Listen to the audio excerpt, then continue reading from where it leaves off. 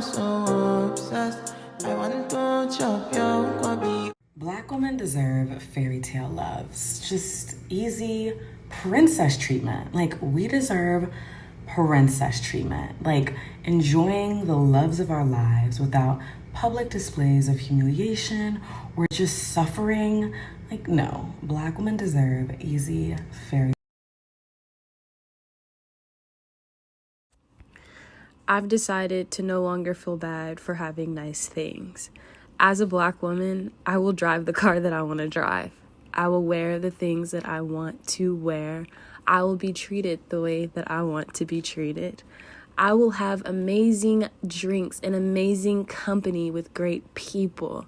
I will get the door held open for me. I will accept nothing less. 2022, this is a year of me not taking the bare minimum. I posted that video and instantly lost the support of my parents, friends, siblings, boyfriend, everybody. 6 years ago, I decided to become a blogger full-time, and like this creator, I lost the support of my family and my friends all at once. Except unlike her, my parents are Nigerians, and if you're Nigerian, you know what that means. I was deemed a failure immediately. I remember I was picking up part-time jobs, and I was doing like a cleaning out the closet, like what Kim Kardashian did before she became famous. And I called my dad and my mom and told them that, I love this job. I get to like fix people's wardrobe. And I remember them saying, so you quit school and your job to go be a maid in LA.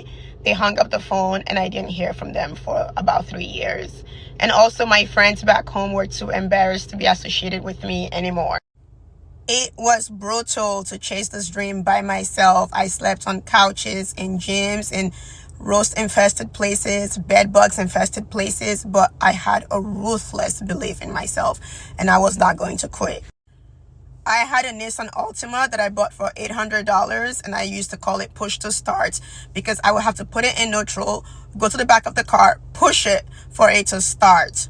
But like I said, I've always had a ruthless belief in myself, which is a personality trait that I inherited from my mom, funny enough. I was packing my bags to move back to Florida when I got the call that changed my life from Figured 7th. I say all this to say it's lonely at the top, but you eat better. You have to be laser focused on your dream. You have to believe in yourself. You have to keep your eyes on the prize and just keep going. Like this creator, eventually everyone's going to come around and they're going to be your friends again and your family again. And then it's up to you if you want to accept them back into your life. So if you're on a course right now of chasing your dreams, do not give up. Just keep going. The universe always rewards dreamers. Bye, guys. My man don't never have to worry about the bill because I'm going to always read it to him. It's $50.95.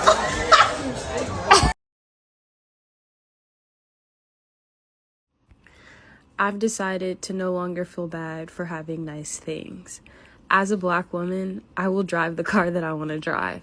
I will wear the things that I want to wear. I will be treated the way that I want to be treated. I will have amazing drinks and amazing company with great people. One thing about y'all, everybody want these cards. These top tier cards with the greatest benefits, with the greatest limits, but don't nobody want to take the time to rebuild their profile so they can qualify for it. Building your profile starts with cards like these. I started with a $200 secure card. $200. Right now I have over $100,000 available in credit limits and can get more. I just don't want to apply for any more. So I would recommend that you grab at least 2 cards off this list. Use them for 6 months. Use them responsibly. Making sure that you report under 10% utilization. After you had those cards for 6 months, make sure you paid on time and reported a low utilization. Apply for one of these cards. You're likely going to get approved. Once you apply for one of these cards, you typically will start at like maybe a $5,000 limit, a little lower, give or take. But these credit cards go up to about $20,000 or $30,000 a piece. So you're able to get more than one card on this list, but I would say just start with one so that you are, preparing yourself and ready for those big credit limits because they're really different from those starter cards. few months to a year later with very great behavior on your credit card, then you will start to get the best credit cards in the world, the ones that are ranked the highest, the ones that comes with free first class flights, the ones that comes with upgrades to the presidential suite at hotels, and you can chill in the airport lounges and live the life of luxury that we all know that you want to live. But you got to do so with building your credit. I see videos all the time on here where people say, what do you guys do who are able to live a life of luxury? What's going on? And as a business owner of a successful business, the first thing that I will let you know is the most important thing and the biggest asset to your business is going to be that your personal credit is good.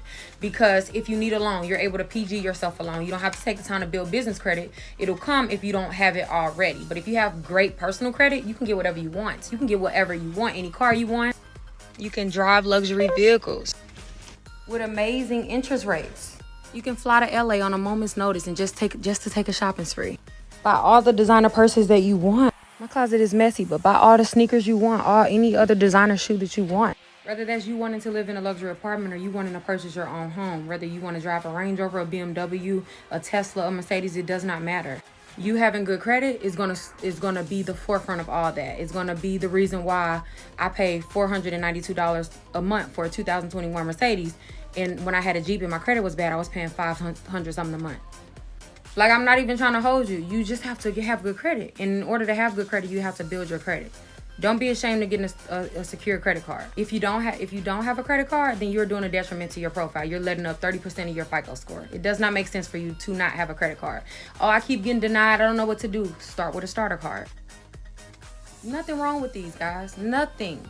I, again, started with a $200 secure card. $200. Social media like glamorizing the life of luxury, but don't never tell people what to do. And I'm here to tell you, get your credit together and you can live a life of luxury. Follow me.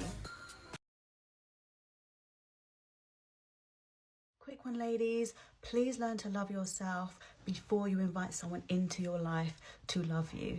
If you wake up in the morning, look in the mirror and you don't like what you see looking back at you, how can you expect someone to come into your life and show you the love and compassion that you deserve if you can't even give that to yourself? There is no possibility. None. It's a never for me, okay? It will never, ever, ever work, ever. And I've been saying this to these people for a very long time. Physically, mentally, financially, emotionally, I glow. It's what I do now. It's what I'm going to keep doing. Just wear some sunglasses so you don't get blinded.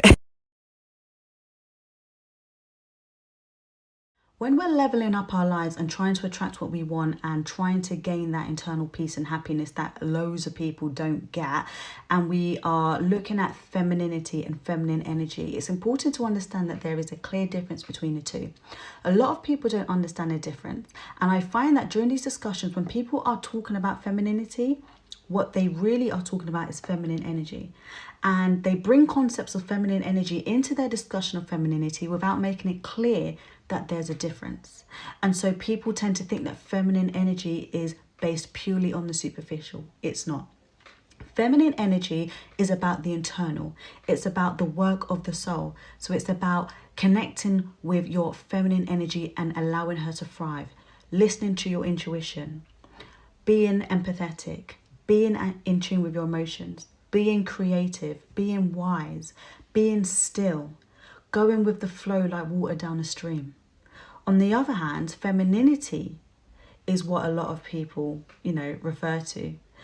That refers to the outward, superficial and material feminine display. A social construct that's been put in place by whoever, which basically dictates how a female should present herself, how she should dress, how she should show up in certain environments, how she should walk and how she should talk. And so when having that discussion and we're talking about, women need to be empathetic and they need to be loving, we're talking about feminine energy. But when people often use those terms and refer to that as femininity, they confuse people and believe that the only way women can attract what they want is if they look a certain way. Let me make this very clear.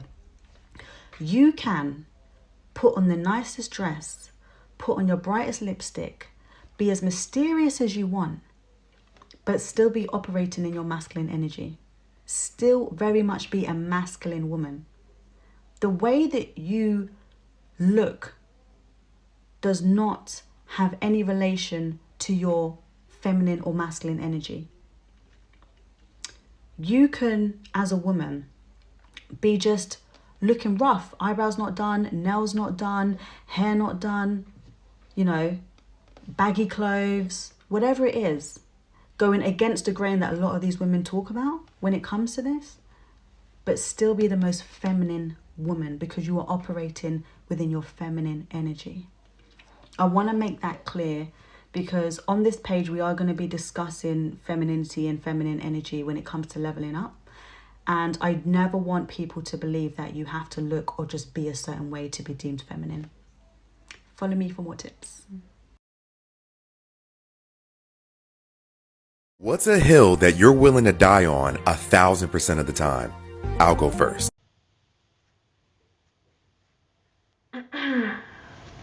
Submission is earned. Stop telling these men we're naturally submissive. Stop. Excuse me, can I talk to you for a minute?